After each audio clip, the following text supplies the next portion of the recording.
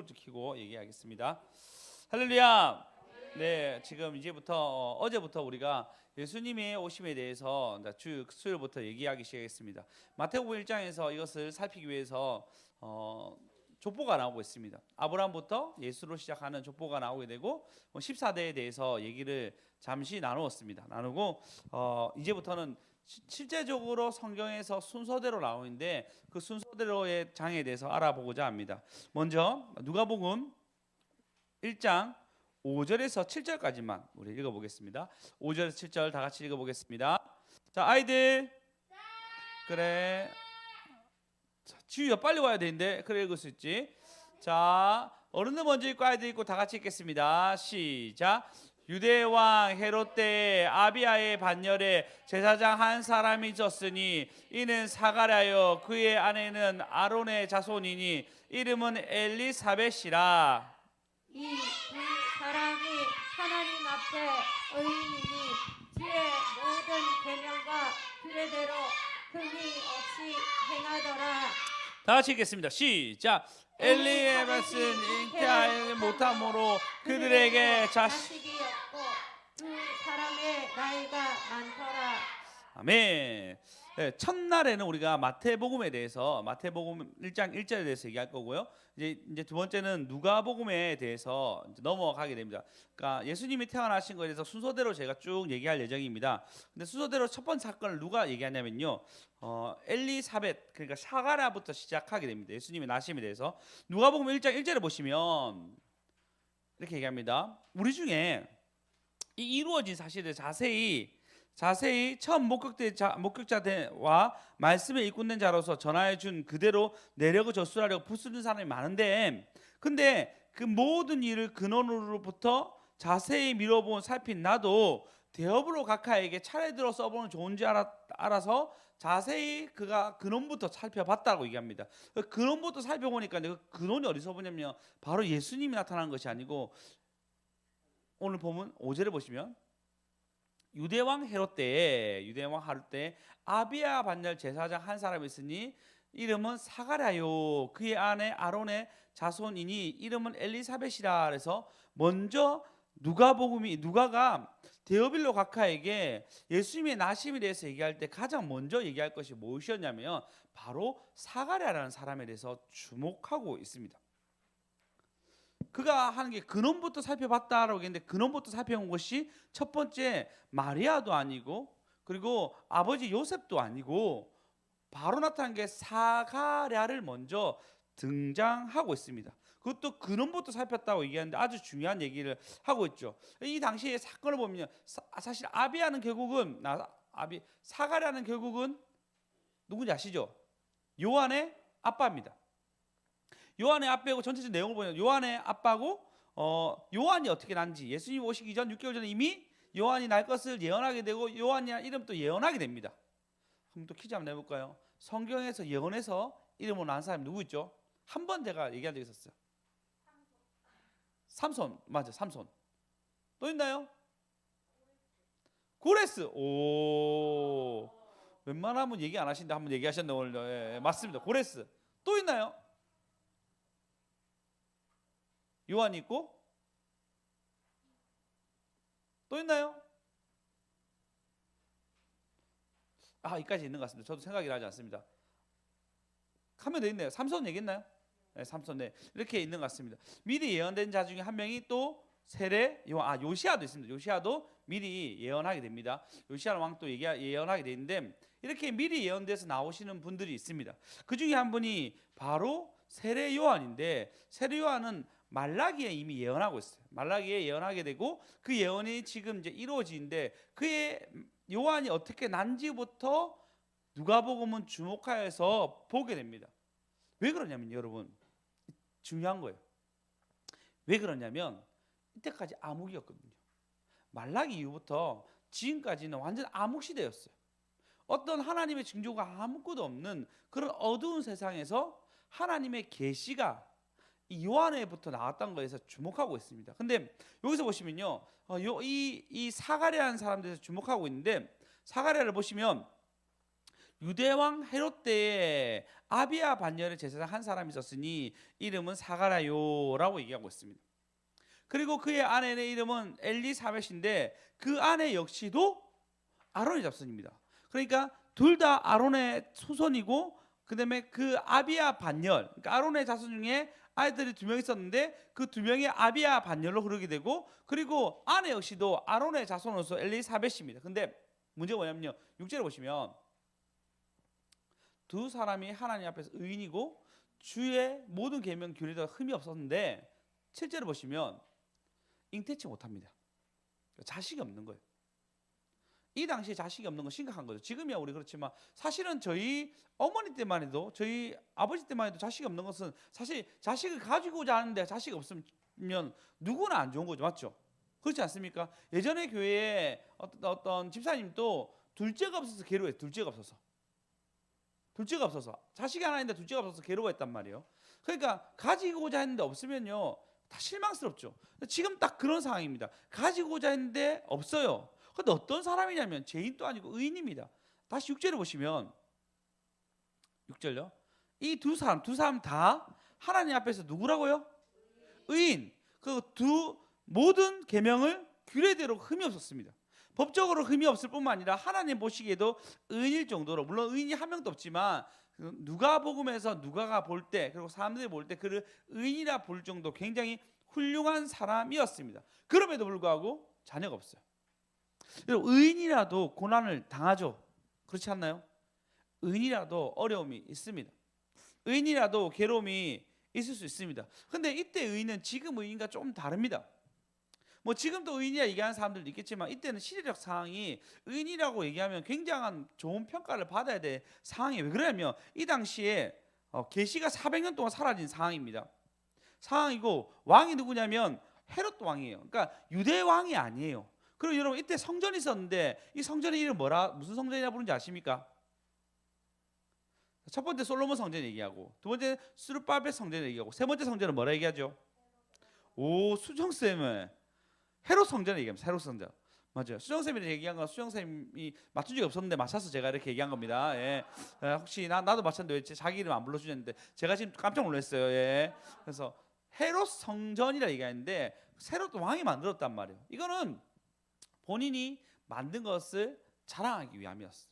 그 법을 그대로 규례로 지킨 것 상황이 아니었습니다. 그리고 헤롯이나 아니면 로마 정권에 잘 보이기 위해서 이 당시에 제사장과 서기관들이 다 부패했어요.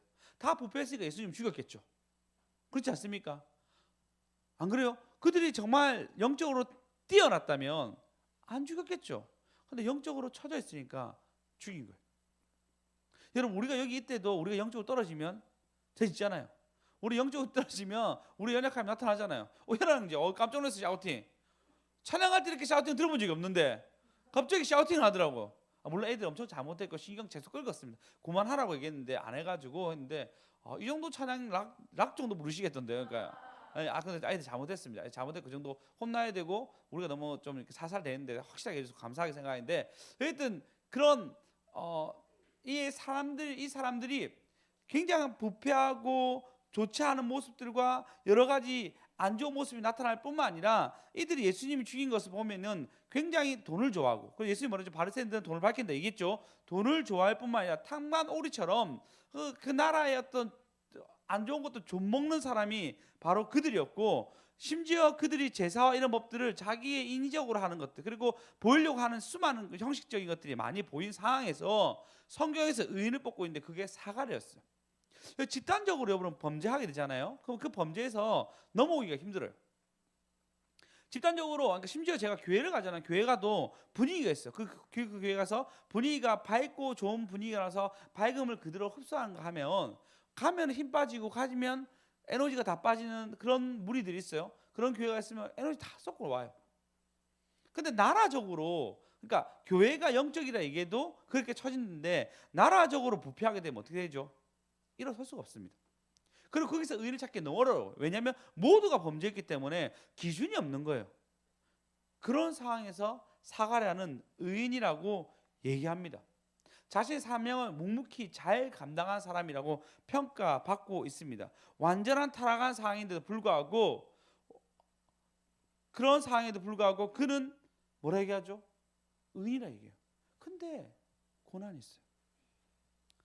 의인인데 고난 중에 가장 큰 고난, 자녀가 없는 고난입니다. 그러니까 돈이 없는 건 벌면 되는 거잖아요. 자녀가 없어 어떻게 할 수 없는데, 나중에 성경에 보시면 경수가 끊어졌다 얘기합니다. 그러니까 이미 나이가 들었고 자녀를 가지기는 완전 포기 상태, 완전히 없는 상태가 되었습니다. 제목입니다. 고난 속에도 기회가 있습니다. 고난 속에도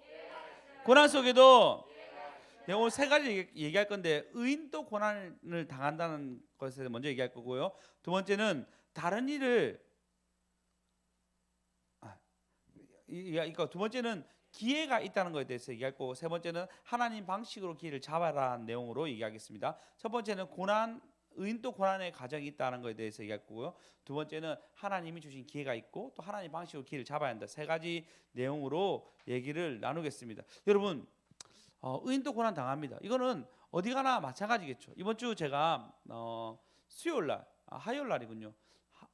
수요일날 개척교회 목사님들과 그다음 노회장님과 이렇게 몇몇 분이 같이 개척교회 선교 준다고 저희 목사님을 불렀는 거예요. 그러니까 좀 개척하면서도 교회 내에 전진이 있으며 진전이 있으며 괜찮은 교인들을 목사님들 뽑아서 세 분을 뽑았더라고요. 그게 노회장님도 개척교회를 하셔가지고 세우신 교회라 저희 좀 애틋한 마음이 있었나 봐요. 저희 세 명을 불렀더라고요. 갔습니다.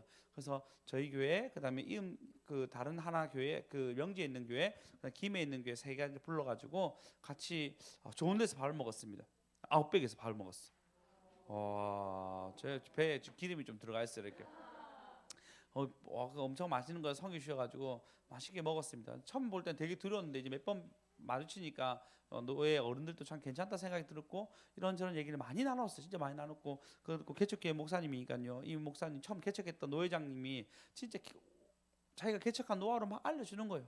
내가 아침 저녁으로 기도했다. 그리고 그 기도가 나를 지탱하게 만들었다. 코로나 전까지 한 번도 빠짐없이 만들었는데 나에 이렇게 지탱할 힘을 줬다라는 얘기부터 시작해서, 본인은 여러분도 한번 써먹으시기 바랍니다. 물론 써먹으시기 바랍니다. 본인은 처음 시작할 때 예수님께 기도하고 난 뒤에 가정에서 시작했고, 그리고 바로 교회 교회 건물을 샀다는 거예요. 그래서 사기까지 가정이 힘들었는데 그 돈이 없을 때마다 하나님께 그렇게 화내면서 기도했다 하더라고요. 얼굴이 진짜 선하게 생겼어요. 얼굴이 누가 봐도 너무 선하게 생긴 얼굴 있잖아요. 그렇게 선하게 생긴 분인데 주님께는 그렇게 분노해하면서 기도했다 하더라고요. 성집사님, 오늘부터 분노해하면서 기도하십시오. 그때 하나님 응답하십니다.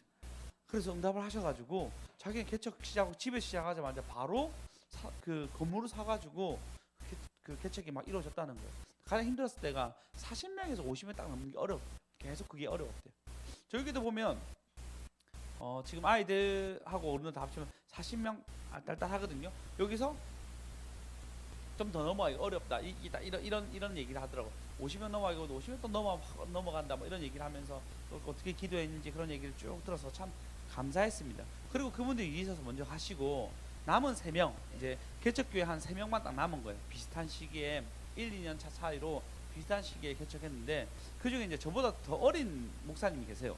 그분 제가 신대원 늦게 갔으니까 개척은 저보다 먼저 했고 목사 안수도 먼저 받으셨는데, 한기수가 저보다 위인데 안수를 먼저 받고 또 먼저 개척하셨어요. 그랬는데 이분이 되게 사역도 잘하셨습니다. TV에 나올 정도로 뭐 이렇게 그 유명한 것도 타시기도 하고 되게 괜찮은 사역들을 하셨는데, 이분이 그 얘기 하시더라고요. 너무 힘들다 지금은. 이제 내가 번아웃이 돼서 교회를 내려놓고 싶다 라고 얘기하시더라고요. 진짜 괜찮으신 분이에요. 그리고 어릴 때부터 위기 청소년들 가가지고 그들한테 매일마다 전도하러 가고 그들을 키워가지고 개척했거든요. 그러니까 너무너무 괜찮은 분인데 이제 번아웃이 와가지고 진짜 아무것도 안 하고 싶고, 본인이 헬스 좋아하시거든요. 헬스만 하다가 헬스클럽 챙기고 살리고 싶 이렇게 얘기하더라고요. 물론 몸이 굉장히 좋아지셨더라고. 슬림하셔가지고 연예인 몸매 데리고 오셨는데 그랬는데 그분이 지금 번아웃이 된 거예요. 완전 번아웃이 돼가서 아무것도 안 하고 싶다는 거예요. 그래서 이제 너무 힘들어서 1월 달에 그 성도들한테 이번 자기 올해 7년 차인데 내년 7년 차인데 7년 차니까 안식년을 가지게 돼서 자기 같이 있는 강사님한테 모든 걸 다 위임하고 본인은 좀 쉬는 걸로 결정했더라고요.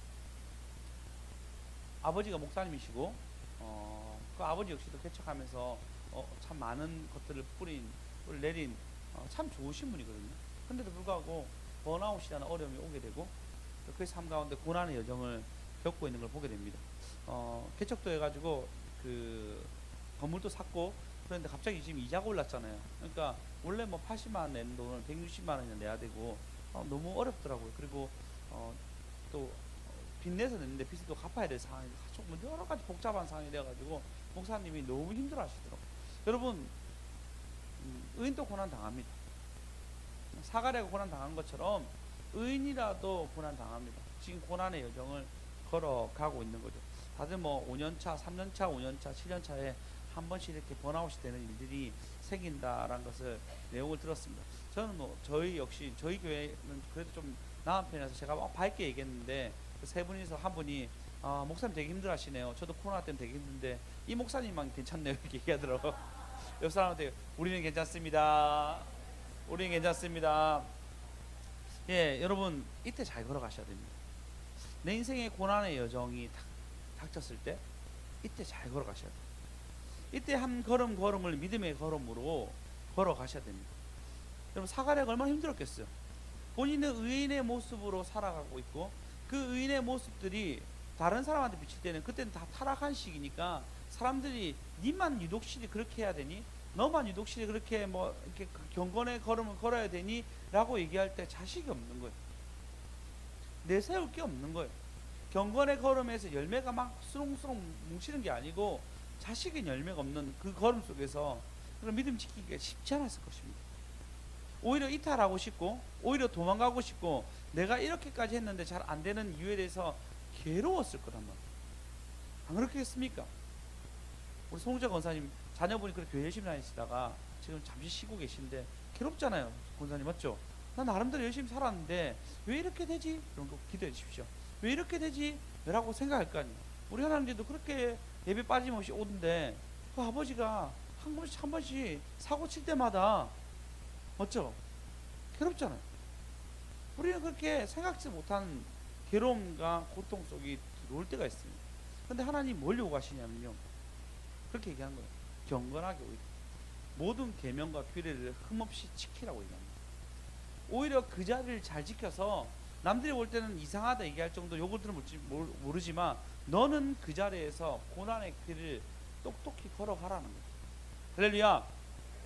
여전히 기도의 자리에 나오고 여전히 하나님 앞에서 부르짖고 아니 더 부르짖고 하나님 앞에서 이때를 어떻게 잘 보내야 되냐고 고민하시기 바랍니다. 우리 모두는 한 번씩 고난의 여정이 있습니다. 아니 일주일에 한 번씩 올라올 때도 있고 하루에 한 번씩 올라온 나의 분노와 슬픔이 여러분 있을 때 있잖아요. 안 그렇습니까? 높낮이 어떤 사람의 그런 것들 있잖아요. 이때일수록 더 뭐라 했냐면 그 자리를 걸어라고 얘기합니다. 할렐루야. 할렐루야. 성경은 얘기합니다. 그를 의인이라 얘기하고 모든 규례를 그리고 하나님 앞에서 의인이라고 얘기합니다. 고난의 때라도요. 자녀가 없어요. 다 저주받았다고 얘기하는 그 순간에도 그는 그 모든 걸 감당하고 의인의 길을 걸어갑니다. 여러분 고난의 여정 속에서도 하나님은 기회를 주시거든요. 그때까지 잘 걸어간 저와 여러분 되었으면 좋겠습니다. 옆 사람 자리를 잘 지킵시다. 자리를 잘 지킵시다. 예, 할렐루야. 네, 두 번째입니다. 하나님도 기회를 주시는데요. 어떤 기회를 주시냐면요. 여기 보시면 이 당시 상황에서 규례대로 흠이 없는데 7절에 보시면 엘리 8절 마침 사가랴가 그 반열의 차례대로 하나님 앞에서 제사장의 직무를 행할세라고 얘기합니다. 그러니까 그가 드디어 제사장의 직무를 행하게 되었습니다. 근데 이게 굉장히 어려운 거였어요. 얼마나 어려웠냐면요. 원래라면 아론과 이나발과 아론의 자녀 두 명만 대제사장인데 그 중에서도 한 명만 대제사장 한 명이죠, 맞죠? 간단하게 한 명이죠. 그리고 나머지 이 나머지 계열의 사람들은 제사장이 된단 말이에요. 대제사장 한 명이고. 근데 그때 아론 때부터 자식이 제사장이 얼마나 많이 낳겠어요. 계열에서 계속 낳았을 거 아니에요. 지금 그리고 지금 이 시대까지 왔으니까 제사장이 너무 많은 거. 제사장이 너무 많아가지고 이때 어떻게 했냐면요, 다윗 때만 해도 제사장이 너무 많으니까 24반열로 나누어가지고 24반열로 해서 24번 턴으로 돌아가게 만들었습니다. 근데 지금 다윗 때부터 훨씬 지나서 이제 신약 때까지 왔단 말이에요. 그러면 제사장이 엄청 많겠죠. 자손에 낳고 있었을 거 아니에요. 그죠? 그 낳고 있으니까 너무 많은 거예요. 그래서 이때는 어떻게 했냐면 제비를 뽑았습니다. 제비를 뽑아가지고 이 주에는 누굽니다 했는데 그게 사가랴가 됐어요. 제비 뽑기가 쉽냐? 아니었어요. 얼마나 어려웠냐면요, 순서대로 돌아가면 500년에 한 번 할 수 있다. 500년에 한 번. 500년. 이게 무슨 만화인데 제가 계산해 보니까요, 이 계산이 2,700명, 27,000명 정도가 제사장이 있으면은 500년 되더라고요. 그러면 여러분 27,000명, 지금 뭐 연제구도 훨씬 넘죠. 맞잖아요. 그러니까 그렇게 됐을 가능성이 굉장히 높습니다. 그런 상황 가운데서 누가 뽑혔냐면 사가랴가 딱 했는데 뽑힌 거예요. 이게 기회였어. 본인이 만든 게 아니고 하나님이 그 기회를 만들어 주셔가지고 사가랴가 뽑게 되는 순간을 맞이하게 됩니다. 할렐루야, 할렐루야. 드디어 그가 대표로 이 주에 그가 성전을 섬기는 기회를 얻게 됩니다. 그러면 그가 원래적으로 하나님 보시기에 의인이었으니까요, 몸도 더럽히는 것을 조심했을 것이고 말이나 모든 것들을 이 사람들 대표하기 위해서 움직였을 것입니다. 그리고 난 뒤에 기회가 오는데 우리 한번 볼까요? 자, 10절 11절 읽어보겠습니다. 시작. 그래서 기도하더니 주의 사자가 그에게 나타나 향단 우편에 선지라. 예, 주의 사자가 나타나서 상당 우편에 섰는데 이게 어마어마한 일이었어요. 이게 400년의 침묵을 깬 거래도요. 여러분 삶 속에도 하나님이 여러분의 삶의 침묵에서 깨는 역사가 있기를 소망합니다. 할렐루야. 네, 여러분이 말씀이 여러분의 삶 속에서 침묵에서 깨는 역사가 있기를 축원합니다. 오직 여러분 그런 역사가 반드시 일어나야 됩니다. 할렐루야. 예, 이거는 하나님의 역사였습니다. 하나님이 그에게 특별히 준 은총이었어요. 누구한테? 사가랴에게. 400년에 가까운 어둠의 그 땅을 하나님이 깰 수 있도록 그때 만들어 주셨습니다. 오직 정말 어마어마한 기회가 생긴 거예요. 그가 경건의 걸음을 걸었을 때 하나님 어떻게 했냐면 제비 뽑아서 걸리게 하는 영광을 차지할 뿐만 아니라 드디어 400년에 있는 그 어둠의 턴을 깰 수 있는 천사가 나타나서 계시하게 됩니다. 여러분 하나님 혹시 여러분에게 말씀하셨습니까? 그럼 여러분 어둠이 깨지고 계시하신 거예요. 할렐루야. 바로 그 순간이 물론 지금 하나님 여러분에게 천사가 나타나가지고 백광현아 뭐 이렇게 하지 않습니다. 대부분 하지 않습니다. 대부분 하나님 그렇게 하지 않는 이유는 성경이 완성되었기 때문에 하나님 성경으로 얘기하십니다. 물론 여러 가지 방법으로 얘기하시지만 가장 안전하게 성경으로 말씀 가운데, 설교 가운데 말씀하여 주십니다. 할렐루야. 예, 그래서 여러분이 그가 기회를 잡으니까 하나님 말씀해 주시는 거예요. 물론 그 기회는 본인이 만든 것이 아니었습니다. 그렇죠? 본인이 만든 것이 아니었어. 그냥 하나님이 제2뽑기에서 걸리게 했고, 근데 그가 경건의 걸음을 걸었던 그 세월 때문에 하나님이 그 사가랴에게 요한이라는 자녀를 줄 수 있는 기회를 탁 주십니다. 할렐루야. 기회를 잡는 것은 사실 쉽지 않습니다. 쉽지 않죠. 이번에 우리나라가 16강 가게 되었죠. 16강 가게 되어서 전부 다 사실은 이 기록에 굉장히 만족해하고 좋아하고 있습니다. 사실 특별히 더 좋은 건 뭐냐면요, 일본도 같이 떨어졌다는 슬픈 사실과, 그 다음에 또 하나 좋은 것은 일본이 스페인이 이기고 올라갔는데 스페인이 우승 후보라 얘기했는데 스페인이 떨어진 거예요. 그럴 수도 있죠, 맞죠? 근데 우리가 포르투갈 이기고 왔잖아요. 포르투갈이 스위스를 6대2로 이겼어요. 6대1인가요? 2 맞나요? 6대 1로 이겼습니다.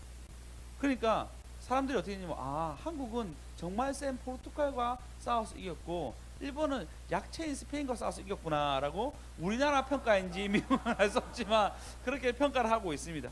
그렇죠. 참 한국이 동양권에 이게 18강 진출하고 그렇게 해서 티켓이 더 많아질 수도 있는데 뭐 그런 것보다 일본만 아니었으면 또 그렇게 생각 안 했을 건데 참 민족성이 좀 어쩔 수 없나 봅니다. 근데도 이적 스타가 된 사람이 있습니다. 물론 뭐 이강인 이런 사람들은 약간 좀 떠 있었습니다. 원래 좀 잘한다라고 계속 얘기가 나왔었고 손흥민은 이미 월드 시리즈죠. 굉장히 월크라 얘기합니다. 클래스가 다른 사람이었고 김민재 역시도 굉장히 많은 사람들이 그를 눈여겨보고 있었는데 이번에 뜬 사람이 있었습니다. 혹시 이름이 아시나요? 그렇죠. 조규성이죠. 예. 보신 분은 아시겠지 안 보신 분 모르죠. 하여튼 조규성이라는 사람이 얼굴 보는 순간 잊혀지지 않을 거예요. 이렇게 잘생긴 사람이 축구 선수를 한단 말이야. 제가 GSM을 같이 봤는데 GSM 눈을 못 떼더라고요. 네, 얼굴에 갑자기 미소가 나 진짜 미소를 확 지면서 보고 있더라고요. 잘생겼다고 제가 생각했습니다. 어쨌든 그 사람이 스타가 된 거예요. 갑자기 한 게임에 두 골을 탁 넣으면서 스타가 탁 됐습니다. 그래서 유럽에서도 많은 관심을 가지게 되었죠. 이거는 그가 만든 기회죠. 그죠? 근데 우리가 반대로 말하는 기회는 우리가 만든 기회가 아닙니다. 하나님 주신 기회인데 근데 기회를 만드는 방법은 성경에서 얘기하고 있습니다. 가장 대표적인 얘기가 뭐냐면요. 혹시 탕자의 비유 아십니까?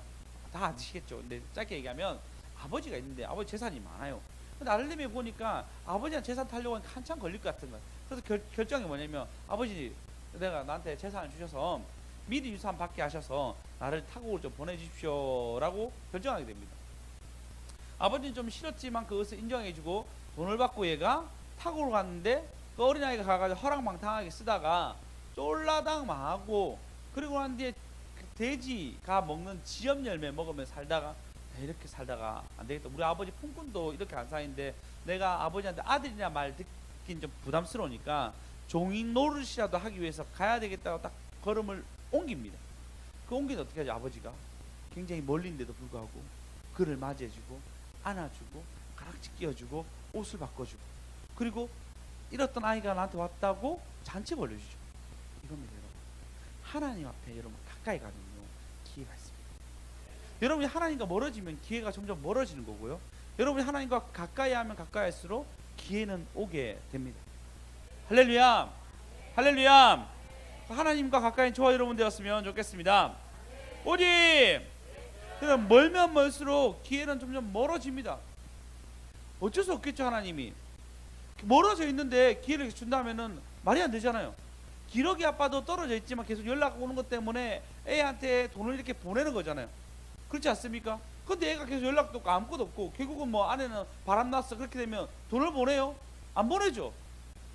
그러니까 가까이 해야지 그것이 계속 지원되는데 가까이 하지 않냐고 계속 받았는데도 불구하고 그 사람이 하나님과 점점 멀리한다. 하나님이 가까이 할 만한 일들을 만들어 갑니다. 너는 나를 떠나서 살 수가 없어. 내가 너에게 은혜를 준데 너 은혜 밖에 있단 말이야? 그러면 나는 어쩔 수 없이 은혜를 손을 놓을 수밖에 없어. 얘기합니다. 때린 게 아니고 은혜가 손이 낮으니까요. 그 삶 가운데 어려움이 벌어질 수밖에 없는 거예요. 하나님 가까이 저와 여러분 되었으면 좋겠습니다. 고난 속에도 기회는 있습니다. 고난 속에도 여러분 고난 속에도 반드시 기회가 있습니다. 어디 여러분 그 기회를 만들기 위해서 여러분 하나님과 가까이 하십시오.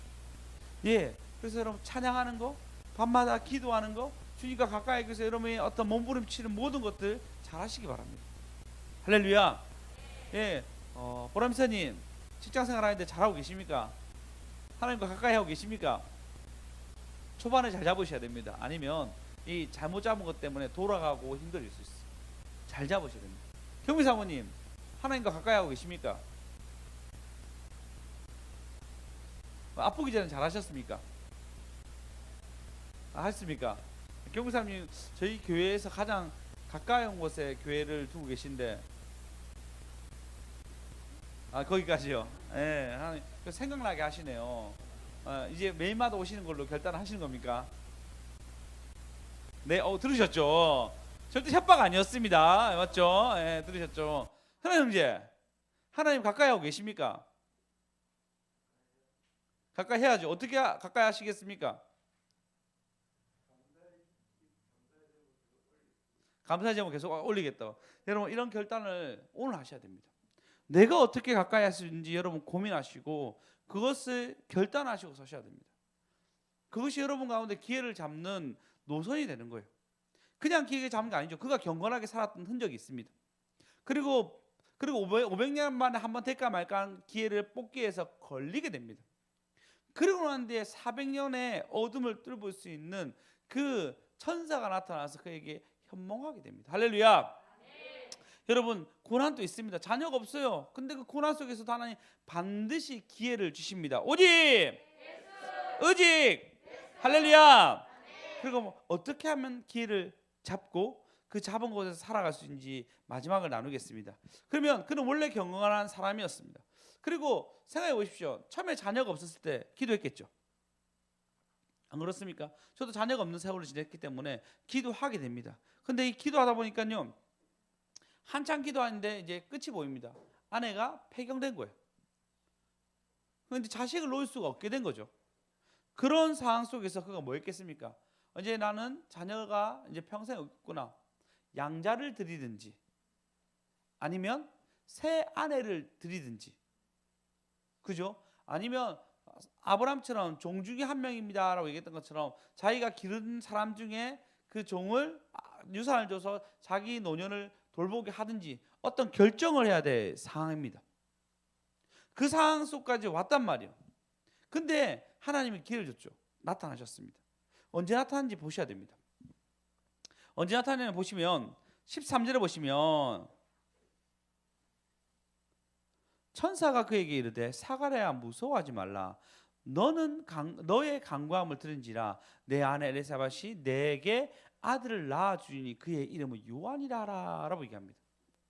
그 많은 고민들 속에서 있었을 때 뭐라 얘기냐면 너는 이제 기회를 잡았는데 너의 아들을 요한이라라. 너의 기도가 잘 들렸다라고 얘기합니다. 그리고 14절에 보시면 이것 때문에 너도 기뻐하고 즐거워할 것이요 많은 사람도 그의 태어남을 기뻐하리니라고 그의 아들 태어나면 모두 기뻐한다고 얘기합니다. 15절에 보시면 이는 그가 주 앞에서 큰 자가 되어 포도주나 독한 술을 마시지 아니하므로 모태에서 성령 충만함을 받아 이스라엘 자손 주 곧 그들이 하나님께 많이 돌아오게 하겠습니다라고 얘기하고 있어요. 그가 어릴 때부터 이제 술이나 이런 것도 마시지 아니하고 10절에 그를 통해서 하나님께 돌아온 자가 많다라고 얘기하게 됩니다. 심지어 그가 늦게 낳고 힘들게 낳았지만 이제 나아지만 그 애는 뭐라 얘기하죠? 이스라엘 백성을 주께로 인도한 자가 될 거라고 얘기합니다. 할렐루야. 실제로 말라기 3장에 보시면 우리 3장 1절 볼까요? 1절 읽어보겠습니다. 말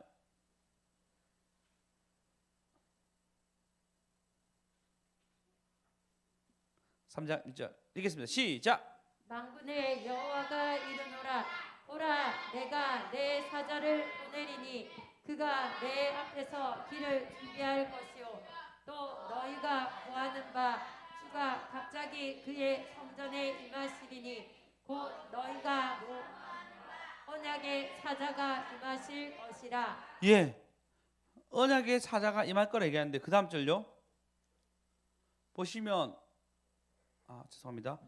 3장 2장 1절이군요. 제가 잘못한 것 같은데 2장 1절 맞나요? 언약의 사자가 임할 건데 그 엘리야를 보낸다고 얘기했는데 제가 구절 잘못 알았던 것 같습니다. 하나님 엘리야를 보낸다고 말라기에 얘기하고 있습니다. 엘리야를 보낼 것이다라고 예언하고 있고 그 엘리야를 보내진 것이 그 예언대로 바로 오늘 요한이라고 성경은 기록하고 있습니다. 근데 여러분 그가 만난 계기를 보시죠. 언제 만났냐면요. 기도할 때 만납니다. 정확하게 얘기하면 이스라엘의 모든 사람들의 죄를 수정들 때 천사가 나타나요. 그 말은 뭐죠? 하나님이 이스라엘 사람들 죄를 담당하는 그 자리에 있을 때 그에게 응답의 결과가 일어납니다. 기회를 잡는 건 여러 가지가 있죠. 근데 그 중에서 뭐라냐면요. 물론 하나님께서 감사할 수 있습니다. 경상처럼 밤마다 기도한다고 얘기할 수 있습니다. 여러 가지 계통이 있겠지만 지금 사가랴가 기회를 잡은 건 뭐냐면요. 죄를 담당할 때 본인의 기도가 아니라 이스라엘 모든 사람들을 위해서 그가 성전에서 제사 일을 담당할 때 하나님은 그에게 나타나셔서 그의 앞길을 말씀해 주십니다. 할렐루야. 그래서 가장 좋은 기회를 잡는 것은 희생의 자리입니다. 수고의 자리입니다. 헌신의 자리입니다. 할렐루야. 이번 주 김장하신 분들, 여러분의 헌신의 자리 가운데 하나님 함께 하실 줄 믿습니다. 예, 이번에 그 당회장님 연락 왔더라고요. 우리 김장한 그날, 경비사 어제였죠. 어제 그저께였나요? 어제 연락이 왔는 거예요. 경비사 막 아파 있고 애들도 코로나고 그래서 제가 병원 갔다가 와가지고 정신이 없다 이라고 했는데 당회장 목사님 전화가 왔는 거예요. 아 목사님 했더만 그래 그 목사님 다름이 아니고 밭에 배추가 있는데 배추 좀 뽑아가라는 거예요. 원하는 대로 뽑아가라는 거예요. 뽑아가시겠습니까? 네, 뽑아가라는 거예요. 김장할 것 같으면 뽑아가라 했는데 목사님 저희가 오늘 김장했습니다 얘기했어요. 오늘 했다고? 그 교회에서 김장을 하나 보니까 예 저희 교회는 김장을 계속 하고 있습니다. 그러니까 김장하는 교회가 없나 봐요 별로. 김장을 했단 말이에요. 그냥 개인적으로 뽑아가라 얘기하려고 했는데 교회 사람들 와가지고 자기 거 뽑아가 들고 가라고. 하나님 여기서 관심을 보이면 눈 동그래지네. 예. 내가 뽑아갈 수 있는데 이런 뽑으러 갈까요? 얘기하면 뽑으러 가면 됩니다. 괜찮습니다 얘기했더만 뽑아가면 되는데 아쉽다라고 그렇게 얘기하고 가셨어요. 근데 그 얘기 끊자마자 감사하다. 이분은 되게 우리 교회가 김장하는 것에 대해서 놀라워하시더라고요. 수고하신 분들 생각이 나더라고요. 우리 신입사님, 우리 전사님, 우리 그 권사님이랑 우리 한나 입사님 이렇게 와가지고 이렇게 수고했는데 도우신 분 있어요? 지혜쌤 죄송합니다 빠져서 네, 이렇게 수고하신 분들을 이런 분들이 하나님 복을 주시구나. 그리고 그 목사님 듣고 깜짝 놀라셨더라고요. 혹시 여러분 뭐 배추 뽑아갈 것 같으면 저한테 얘기해 주십시오. 다 같이 하루 날 잡아. 성주도 갑자기 뭐 눈이 번쩍 뜨시면서 가시려지. 아프시잖아요. 괜찮겠어요? 오늘 가자고 오늘요. 네, 배추 뽑으러 가자고 이렇게 배추를 뽑을 수 있는 어떤 마음껏 뽑아가라 하더라고요. 뽑을 예정 있으면 얘기하세요. 그러면 우리 날짜 잡아 갑시다. 저는 거절했는데 지금이라도 얘기할 수 있습니다. 예. 예, 우리 고구마 주신 분이 이제 배추도 준다고 이렇게 얘기하셔가지고 예, 다 받아갈 수 있는 상황입니다. 여러분 얘기해 주십시오. 근데 그게 헌신의 자리인 거예요, 여러분. 마태복음 10장에 40절, 41절, 42절을 보시면 한번 읽어봅시다. 10장 40, 41, 42 시작. 40. 시작. 너희를 영접하는 자는 나를 영접하는 것이요 나를 영접하는 자는 나를 보내신 이를 영접하는 것이니라. 선지자의 이름으로 선지자를 영접하는 자는 선지자의 상을 받을 것이요 의인의 이름으로 의인을 영접하는 자는 의인의 상을 받을 것이요 또 누구든지 제자의 이름으로 이 작은 자 중 하나에게 냉수 한 그릇이라도 주는 자는 내가 진실로 너에게 이르노니 그 사람이 상을 잃지 아니하리라 하시니라. 할렐루야. 하나님이 하시기를 뭐라 했냐면 너희가 나를 영접하는 것이 너희를 영접하는 것이 나를 영접한다고 얘기하는 거예요. 그 예수의 이름으로 오는 그 사람들을 우리가 영접하는 것이 예수님을 영접하는 것이 됩니다. 할렐루야. 그리고 선지자 이름으로 선지자를 영접하면은 선지자의 상을 받는다라고 얘기합니다. 할렐루야. 그리고 의인을 영접하면 의인의 상금을 받는다고 얘기합니다. 그리고 우리 선교사님 오셔서 선교사님의 어떤 수고로움과 이런 것들을 기도해주고 또 우리 안식가를 제공하고 있죠. 그럼 우리는 무슨 상을 받죠? 아니죠. 그 선교사님이죠. 선지자 아니잖아요. 이단됩니다. 선지자는 더 이상 이제 교회적으로는 없다라고 얘기합니다. 선지자는 사역이 끝났다라고 얘기합니다. 물론 선지자적 사역을 하시는 분들이 있죠. 근데 선지자는 없다라고 얘기해요. 그러니까 선지자 사역은 인정할 수 있으나 선지자 함부로 얘기하지 마십시오. 특히 고시에서 얘기하면 큰일 납니다. 부탁드리겠습니다. 뭐라고요? 무슨 상요? 선교사의 상을 받는 거예요. 그리고 누구든지 제자의 이름으로 작은 자에게 냉수 한 그릇이라 주면은 진실로 상이 잃어버리지 아니하리라. 할렐루야. 그럼 여러분 주님의 이름으로 섬겨야 돼요, 안 섬겨야 돼요? 섬겨야 되죠. 물론 섬기를 받았습니다. 우리 전사님 일찍 오셔가지고 그 김치 부친 거랑 또 수육 맛있게 삶아가지고 또 그걸로 모질했는데 동태태까지 만드셔가지고 또 모질했는지 뭐였죠? 시래기 맞나요? 그걸 먹으면서 수연쌤 또 먹어야 되는데 근데 시간이 없으니 우리끼리 먹자 이렇게 먹게 되었는데 정말 그 얘기 했습니다. 정말 그 얘기 수연쌤을 기억하면서 우리가 먹었는데 기억한 걸로 냉수를 준 게 아니니까 물이라도 한 간 드시기 바랍니다. 예. 하나님 뭐 하냐면 주신다고 얘기하시는 거예요. 아니 주시고 싶은 거예요. 아니 기회를 주고 싶은 거예요. 오직 했으면 그 아이에게도 물 한 컵 준 것도 기억한다 얘기하잖아요. 오직 하면 그걸로 기억하시겠습니까? 할렐루야. 그리고 여러분 갈라디아서 6장 1절에 보시면 1, 2절 한번 읽어보겠습니다. 2절 읽어보겠습니다. 2절 시작. 너희가 짐을 서로 지라. 그리하여 그리스도의 법을 성취하라. 네, 서로 짐을 지라게 합니다. 그 짐이 뭐냐면요. 1절에 보시면 형제들아 만일 무슨 범죄한 일이 드러나거든 신령한 너희는 온유한 심령으로 그런 자를 바로잡고 너 자신을 살펴보아 너도 시험에 받을까 두려워하라. 그리고 너는 짐을 지라 얘기합니다.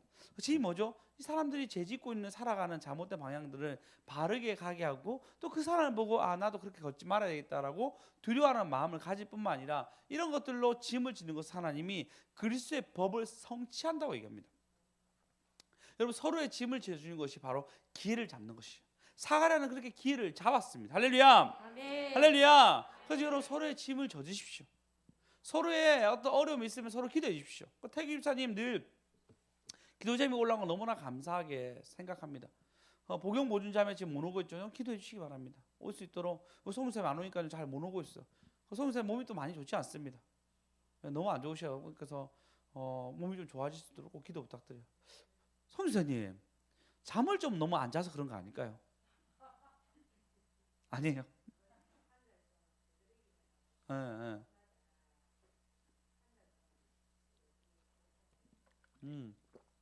두드리 떨어진 건 이제 면역력이 떨어진 거죠. 그런 일이 현아 쌤 혹시 마음 아프게 듣고 있네요. 예. 현아 쌤 지금 또 혀가 지금 너무 좋지 않잖아요. 오늘 찬양하는데도 너무 마음이 아팠어요. 그럼 마스크 써야 되나 이렇게 하여튼 되게 힘든 어떤 상황을 혀가 아프다 하더라고. 노래 부르면 아프다 하더라고. 기도해 주십시오. 이렇게 서로의 짐을 지는 거 있잖아요. 이렇게 서로의 짐을 지고 위로해 주는 거. 우리 주율이 코로나입니다. 기도해 주십시오.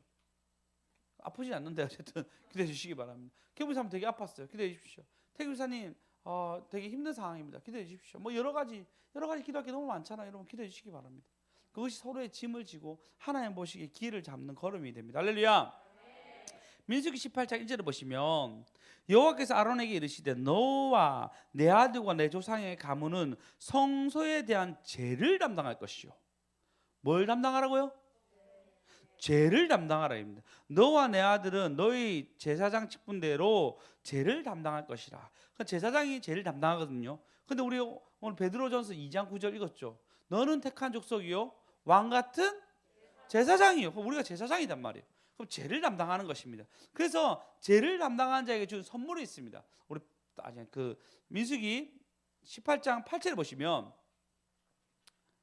여호와께서 또 아론에게 이르시되 보라 내가 내 거제물 곧 이스라엘 자손에게 거룩하게 한 모든 헌물을 내가 주관하게 하고 내가 기름 부음을 받았으므로 말미암아 그것을 너와 내 아들에게 영과 목의 음식을 주리라. 여러분 죄를 담당하잖아요. 그러면 영과 목의 음식이 있습니다. 할렐루야. 할렐루야. 영과 목의 음식을 받고 싶지 않습니까? 받고 싶죠. 그러면 여러분 죄를 담당하는 거는 걸으셔야 됩니다. 우리 교회 왜 아멘이 이렇게 줄어들었죠? 이제 VL보다 훨씬 더 밀려요. 아멘 소리가. 초반에는 우리가 VL보다 훨씬 더 좋았는데 아멘이 너무 밀렸습니다. 왜 이러세요? 왜 이러세요? 집중하고 아멘 하시기 바랍니다. 어둠 물러간데도 늘 스스 목사님이 아멘 큰 소리만 해도 어둠 물러간다 얘기했습니다. 예, 감사합니다. 예, 아멘 하시기 바랍니다. 할렐루야. 할렐루야.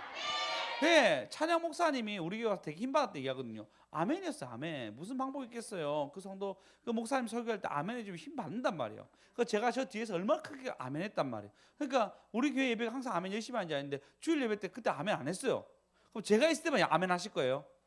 아니잖아요. 제가 계속 있을 수 없잖아요. 전 여기 있어야 되는데 여러분 아멘 하셔야 돼요. 할렐루야. 할렐루야. 손 들고 아멘 하시기 바랍니다. 원래 이렇게 훈련 받았잖아요. 경비 사모님 그래 훈련 받았죠? 맞죠? 전사 그래 훈련 받았죠? 사역자분 안 되겠네. 차양팀 팀장이 그래 훈련 받았잖아요. 그죠? 수정쌤. 예, 다 그렇게 해주시기 바랍니다. 이제 안 하시면 네 분 중에 한 분이 안 하시면 간식 사라고 얘기하겠습니다. 벌써 2개 살 거 있죠. 3개 될 수 있습니다. 긴장하시기 바랍니다. 얘들아, 다음부터 강단에 많이 올라와. 그래서 좀 많이 얻어먹을 수 있게 3, 4, 5, 6번 될 수 있게. 농담이야. 올라오지 마. 예, 하나님은 뭐라 얘기냐면요, 우리에게 기름 부은 자에게 영구한 목이 있다고 얘기합니다. 영구한 목이 있답니다. 할렐루야. 예, 여러분 그거 받으려고 하면요, 여러분이 제 짐을 지셔야 됩니다. 아멘. 지울라. 우리 아이들 하나씩 가져가세요. 다 될란가 모르겠다. 자, 안 나온 사람 없어요. 자, 들어가세요.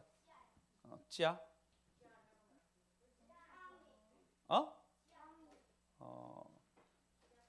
이제 없다. 다음 기회를. 자, 이것뿐만 아니라 하나님 뭐라 했냐면 9절 보시면 지성물 중에 불살르지 아니한 것은 누구 거라고요? 내 것이라 얘기해요. 그들이 내게 드리는 모든 헌물 중에 모든 소제와 속죄제와 속건제 제물을 다 지극히 거룩한 즉 너와 내 아들에게 돌리리니. 할렐루야. 또 10절에 보시면 지극히 거룩하게 여김으로 먹으라. 이는 내 성물인즉 남자들은 다 먹을지라. 이때는 남자가 먹는데 지금 어떻게 되죠? 아들이 얘기한댔죠. 갈라디아서에. 모두 다 먹을 수 있는 걸음이 되는 것입니다. 할렐루야. 이걸로 끝나지 아니요. 내게 돌릴 것은 이것이니 곧 이스라엘. 다 읽어봅시다. 시작. 것은 이것이니 곧 이스라엘 자손이 드리는 것과 모든 요제물이라. 내가 그것을 너와 내 자손에게 영구한 목으로 음식으로 주었은지 내가 집에서 청한 자마다 먹을 것이니라. 아멘. 손 들고 아멘. 권사님 손 들고 아멘. 권사님 지금 예전에 오신 분들은 제가 손 들고 아멘 시키도 계속 연습했어요. 왜냐하면 9절이 있거든요.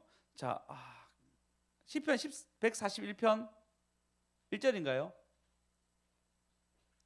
수연쌤이랑 잘 기억하잖아요. 11절. 역시 141절 11절이 없어요? 당황스럽네요. 내가 주께 불러싸오니 속히 내게 도우소서. 그 다음 절요? 2절.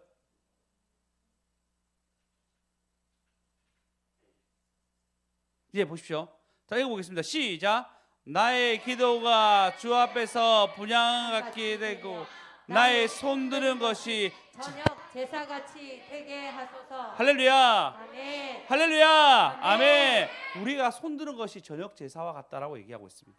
제가 이 말씀 보고 우리 성도들에게 해라고 요구했고 우리 성도들이 하기 시작했고, 심지어 제가 이 말씀 보고 필리핀 가가지고 열심히 아멘 아멘 했는데, 손도 아멘 했는데 그 원장님이 저보고 야, 네가 한국에서는 영빨 못 받는데 여기서 영빨 다 받아가네라고 칭찬받았고, 그리고 마지막 그때 필리핀 헤어질 때 수성아 네 얼굴에 영빨꽃이 피었어라고 했어요. 그때 영빨꽃 핀 적이 2번밖에 없습니다. 그때 한번 하고 다른 데 한번 얼굴에 영빨꽃이 피었어라고 얘기하고, 그 다음에 원장님이 거기서 좋아하셨는지 그 다음 주에 저희 교회에 본고 차렸죠. 그때 그 우리 4년 동안 잘 썼죠. 다시 돌려줬지만 네, 그런 일이 있었어요. 그리고 이 얘기를 내가 감사해서 다른 교회에 설교했는데, 그때 그 설교의 은혜를 받으신 분이 이번에 성기려고 할 때 섬겼던 900 섬겼던 분 이거예요. 제가 먹었던 거예요. 알겠죠? 여러분 손 들고 아멘하는 게 능력이 있어요. 그래서 그리고 제가 여러분 제가 부회 가면 열심히 지금 또 아멘한단 말이에요. 제가 아멘 제일 횟수가 더 많을 거라 생각해요. 왜 그런지 아십니까? 제일 집중해요. 내가 어느 타이밍에 아멘하고 내가 이 아멘에서 영빨 받아가야지 하는 마음 때문에 제일 손 들고 아멘 제일 많이 합니다. 왜? 그 아멘하는 효과를 내가 봤기 때문에 여전히 가장 아멘 많이 하는 사람으로 있어요. 제일 뒤에 있어도 아멘하고 제일 앞에 있어도 아멘합니다. 큰 소리로 아멘하려고 해요. 왜? 이것이 하나님께 나에게 주신 선물인지 알기 때문입니다. 할렐루야. 아멘. 할렐루야. 아멘. 우리 예수, 우리 예수, 우리 예수 받아가십시오. 이건 제가 한 것이 아니고 우리 스승 목사님이 저에게 너무 좋아했고 그 후로 그리고 이것이 그 뭐 습관이 되어서 하나님께서 역시 이제 손들고 아멘하고 우리 양산에서도 손들고 아멘하는 것이 다 퍼지게 되었어. 이것뿐만 아니라 어디죠? 하나 더 있는데 느헤미야 8장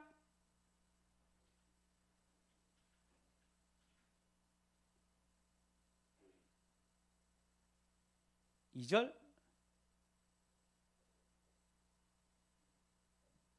3절 백성들이 손을 들고 아멘 아멘 아멘 했다 얘기하거든요. 4절 5절 정확하게 모르겠습니다. 그래서 보면 백성들에게 막 율법을 가르치는데 그때 그 얘기를 듣고 하는데 그 백성들이 뭐냐면 손을 들고 아멘 아멘 아멘 했다라고 얘기하고 있어요. 이 두 구절 때문에 우리가 손을 들고 아멘 하는 거예요. 그리고 제가 이 말씀 듣고 난 뒤에 그 다음에 인도에 가서 큐티할 때 우리를 기뻐하는 용사를 불렀다는 말씀의 메시지를 받게 됩니다. 그리고 제가 그때부터 우리 교회에 우리는 기뻐하는 용사를 불렀습니다 얘기하고 우리가 밝아져야 됩니다, 좋아져야 됩니다 라고. 몇 절입니까? 안님 목사님? 6절. 조금만 더 갈걸. 자, 한번 읽어봅시다. 시작. 여호와를 충축하며 모든 백성이 손을 들고 아멘 아멘 아멘 응답하고 몸을 깊여 얼굴에 땅에 대고 여호와께 경배하니라. 할렐루야 아멘. 손을 들고 한 것이, 그래서 이것으로 말미암아 저희 교회가 다른 사람이 봤을 때 너무 뜨겁다.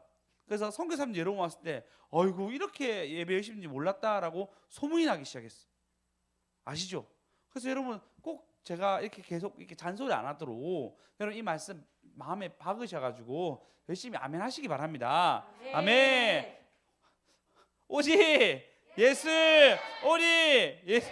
아니 권사님 제가 이렇게 얘기했는데 한번 손들을 수 있지 않습니까? 이렇게 강단에서 얘기했는데 어깨가 많이 아프세요? 그렇게 손들어 주세요. 진짜 달라진대도요. 네. 예? 열심히 아멘 하십시오. 진짜 완전 달라집니다. 진짜 하나님 요소 영빨이 딱 나오고, 그걸 제가 예배 때 하늘문 예배 때 잠잔 적이 한 번밖에 없어요. 그때 너무 피곤해서 한 번 들었고 한 번 잔 적이 없어요. 왜요? 내 스스로 열심히 아멘 하니까 잠이 막 깨는 거예요.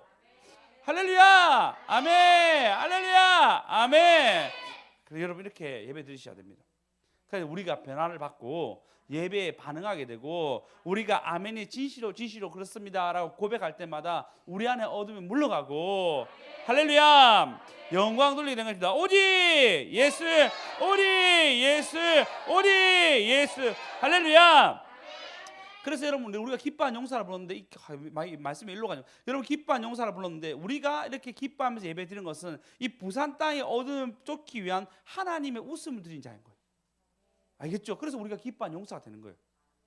그러니까 여러분 웃으면서 아멘하는 거, 우리 아이들 나와서 막 열심히 찬양하는 거, 이 모든 것들이 이 땅에 있는 어둠은 물러지고 여호와 이름이 이 땅에 오는 것입니다. 아멘. 오직 예수 오직. 고난 속에도 기회는 있습니다. 고난 속에도 기회는 있습니다. 고난 속에도 기회는 있습니다. 사가랴에게 기회를 주십니다. 어떤 기회요? 이때까지 자녀가 없었는데 그가 제사장의 반열에 있었고 그가 의인으로 살았을 때 하나님 제입복기에서 진짜 뭐 27,000명 중에 한 명 걸릴 정도의 놀라운 은혜로 그가 그곳에서 예배 드리게 합니다. 다른 사람의 짐을 져줄 수 있는 기회를 만들어 주십니다. 그가 경건의 모습으로 그 죄의 짐을 지었을 때 하나님은 현몽하였어요. 하나님은 천사를 보내셔서 그에게 앞으로 자녀가 나타날 것을 예언해 주십니다. 오늘 이 소식이 여러분 그냥 그 사가랴의 소식이 아니라 우리의 소식 되시기 바랍니다. 아멘. 나의 소식 되시기 바랍니다. 아멘. 여러분의 가정에 좋은 소식 되시기 축원합니다. 아멘. 할렐루야. 그가 고난 중에 있을 때도 여전히 그 걸음을 걸었을 때는 하나님이 짐질 수 있는 기회를 주시고, 아니 권사님 우리 아이들 짐지려고 오신 거 아니에요? 그죠? 권사님 아이들 너무 사랑하는 거 알고 있어요. 짐지려고 오신 거잖아요. 왜? 짐질 기회를 주신대도요. 그게 하나님 기회를 주신 거예요. 잘 지면 하나님이 거기에 대한 은혜와 은총이 일어나는 겁니다. 할렐루야. 우리 마찬가지잖아요. 우리 성집사님도 충분히 부엘이나 다른 데 갈 수 있었는데 아내가 조문한 게 내가 섬겨야겠다 생각으로 오셨잖아요. 그리고 우리 권사님 전도하시고 뭐죠? 짐 지는 거예요. 할렐루야. 예, 하나님이 우리를 그렇게 만들어 가십니다. 우리를 그렇게 건강하게 만들어 갔어요. 여러분, 그래서 여러분 고난 중에 있더라도 기회를 잡으려고 짐을 지십시오. 우리에게 특별히 큰 짐이 좋습니다. 어떤 짐이 있죠, 우리 교회에? 예, 옆집 짐이 있습니다. 옆집에 큰 짐이 있어요. 그 어마어마한 짐이 있습니다. 아이고, 제가 오늘 또 봤는데 어두컴컴 무섭더라고요. 이제는 내가 이제 대놓고 이제 보면은 얼굴도 보고 얘기도 하고 좀 들어가서 얘기도 하고 이렇게 해서 법당 전도하신 분 간증을 들었는데 해볼만 하겠다. 일단 그 하매보살 날 너무 좋아하고, 예, 저를 너무 좋아합니다. 예. 술 많이 드셔가 항상 이게 그래 네가 전 반말하시더라고요. 일단 뭐 그래 네가 착한 거 알고 있다 얘기했죠. 착한 거 잘 알고 있다. 야구르트 아줌마가 얘기하더라고. 요구르트 아줌마가 얘기했다고. 네가 이게 착한 거 소문났다고. 난 네 너무 좋아한대 막 이러더라고. 그래서 이제 좋아하니까 이게 내가 꼭 가서 이게 전도해야 되겠다 이런 생각을 들었습니다. 예. 예, 이제 제가 이걸 해야 되겠다라는 생각하고 큰 짐 내가 이분도 전도해야 되겠다. 제가 왜 이런 마음이 들었냐면 엄청 늦었는데요. 이것만 얘기하고 마칠게요. 너무 짧아진 것 같죠. 그리고 짧게 끝난 것 같죠. 지금 10시 저희 설교를 엄청 오래 했어요. 예, 좋은 사람 기도 한번 오늘 언제 갈지 모르겠어요. 예, 좋은 사람도 짧지 않은 거 아시죠? 예, 이번에 그 부엘에 어떤 목사님 오셨는데 그 목사님이 전도하는 목사님이라 하더라고요. 근데 뭐 전도하는 갑다리 생각했어요. 근데 하는 갑다라고 원장도 되게 칭찬하더라고요. 그런 갑다 생각했는데 와, 좀 부끄럽더라고요. 원래 담임 목사님은 계시다가 어떻게 해서 이제 나오시게 되고 물금에서 개척했는데 하루도 빠짐없이 전도하러 갔다는 거예요. 하루도 빠짐없이 가서 전도하러 갔는데 그래서 그게 400 며칠 됐어요. 뭐 그럴 수도 있죠. 근데 열매가 벌써 20명 가까이 됐다는 거예요. 우리 교회 성인들이 20몇 명이거든요. 아이까지 합쳐서 40명 가까이 되는 것 같은데 30몇 명인데 그렇게 됐다는 거예요. 이게 쉬운 일이 아니에요. 주위에 전도 개척하는 사람 진짜 많거든요. 그런데 1년 안에 그렇게 엄청난 발전을 일으키신 분은 그분밖에 못 봤어요. 유일하다 생각한 거. 전도의 무게, 전도 무게. 근데 법당 가야 되겠다. 붕어빵 빨리 만들어야겠다. 초조해지는 거 너무 차. 반죽을 해야 되나. 아침마다 제가 여기 오는데 아침마다 반죽해가지고 이 동네 사람 내가 돌리면서 예수 믿으라 얘기해야 되나 막 제 마음 가운데 불타는 마음이 올라오더라고요. 진짜. 전도해야 되겠다. 나 충분히 할 수 있는데 나 얼굴 철판 빨아서 잘할 수 있는데 너무 쉬는 거 아닌가 이런 생각이 들었습니다. 여러분, 하나님이 짐을 지라 얘기하는 거예요. 짐을.